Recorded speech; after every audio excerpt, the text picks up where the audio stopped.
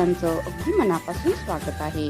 आज आपण बनवणार आहोत उपवासासाठी एक खास आणि थोडा हटके प्रकार. कमी तेलात, सोप्या पद्धतीने आणि अगदी घरच्या साहित्यामध्ये तयार होणारी ही रेसिपी एकदा करून बघितली तर नक्की आवडेल. साबुदाणे वडे तेलात तळण्याआधी हा व्हिडिओ नक्की पहा. पहा आतून किती सुंदर टेक्स्चर आले, एकदम मऊ आणि हलकं, आणि बाहेरचा क्रंच तर ऐकूच येतोय.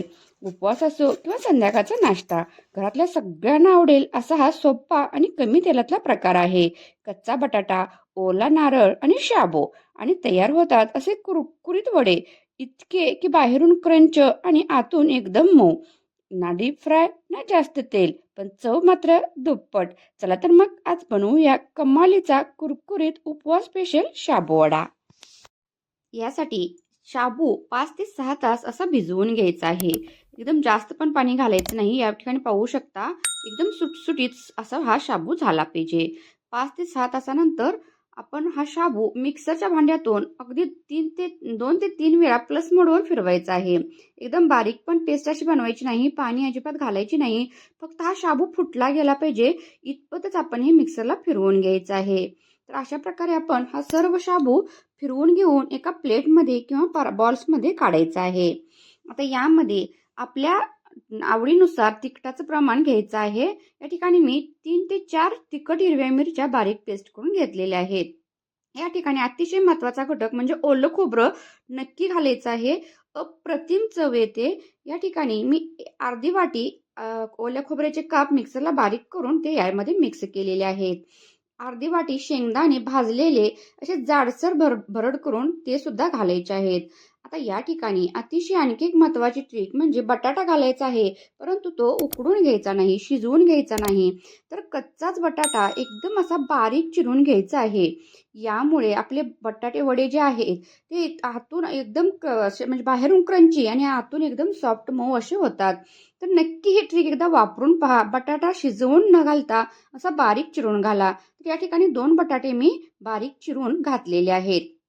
स्वच्छ पाण्यामध्ये धुवून घ्यायचे म्हणजे तो काळपट पडत नाही. टेस्टनुसार या ठिकाणी मीठ घालायचं आहे आणि हाताने छान असा याचा गोळा बनवून घ्यायचा आहे.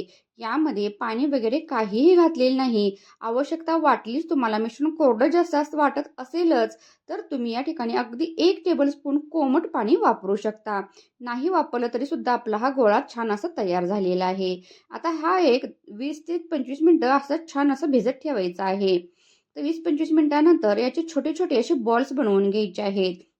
हाताला थोडंसं पाणी लावलं म्हणजे अगदी पटकन याचे असे बॉल्स तयार होतात.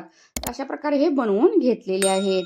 आता गॅसवरती आपण आप्पे पात्र असतं ते तापत ठेवायचं आहे आणि यामध्ये अगदी थोडंसं तेल टाकायचं आहे. जास्त पण टाकण्याची गरज नाही. आता यामध्ये आपण जे बॉल्स बनवलेले आहेत हे सर्व आप्पे पात्रामध्ये ठेवायचे आहेत. या ठिकाणी असे थोडे अधूनमधून हे बॉल्स फिरवून घ्यायचे आहेत. हाताने जर तुम्हाला चटका बसत असेल तर तुम्ही चमच्याच्या साहाय्याने असे थोडे फिरवून घ्यायचे म्हणजे सर्व बाजूने याला तेल लागलं जातं. आता सर्व बॉल्स आपण हे फिरवून घेतल्यानंतर आता याला थोडंसं झाकण लावून एक 4 ते 5 मिनिटं मध्यम आचेवरतीच छान अशी वाफ येऊ द्यायची आहे. म्हणजे आतून व्यवस्थित हे सर्व जिन्नस शिजले जातात. 4 ते 5 मिनिटं झालेले आहेत.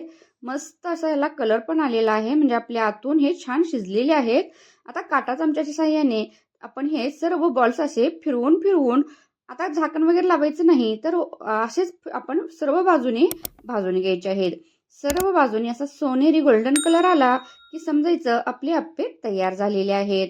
या ठिकाणी पाहू शकता किती छान कलर आलेला आहे. अगदी कमी तेलामध्ये आपले आप्पे तयार झालेले आहेत. अतिशय स्वादिष्ट. तुम्हाला जर डीप फ्राय करायचेच असतील तर असेच बॉल्स तुम्ही आप्पे पात्रात न करता तेलामध्ये तळले तरी चालेल किंवा याचे असे वडे बनवले आणि ते सुद्धा तळले तरी सुद्धा हे तेलकट होत नाहीत. तितकेच अप्रतिम चवीचे होतात. फक्त यामध्ये आपण महत्त्वाची ट्रिक काय वापरलेली आहे तर ओल्या नारळाचा चव आणि बटाटा जो आहे तो आपण कच्चाच या ठिकाणी वापरलेला आहे. त्यामुळे नेहमी सारखे बटाटे वडे न बनवता एकदा या पद्धतीने वडे बनवून पहा आणि कमेंट करून नक्की कळवा की तुम्हाला आजचा व्हिडिओ कसा वाटला. व्हिडिओ आवडला असेल तर प्लीज व्हिडिओला लाईक करायला विसरू नका. त्याचबरोबर अजूनही चॅनलवर नवीन असाल, चॅनलला सबस्क्राईब केलं नसेल तर प्लीज चॅनलला सबस्क्राईब करा आणि शेजारील बेल आयकॉनची घंटा प्रेस करा जेणेकरून तुम्हाला अशा नवनवीन व्हिडिओची नोटिफिकेशन मिळत राहील. चला भेटू अशाच एका नवीन व्हिडिओ सहित.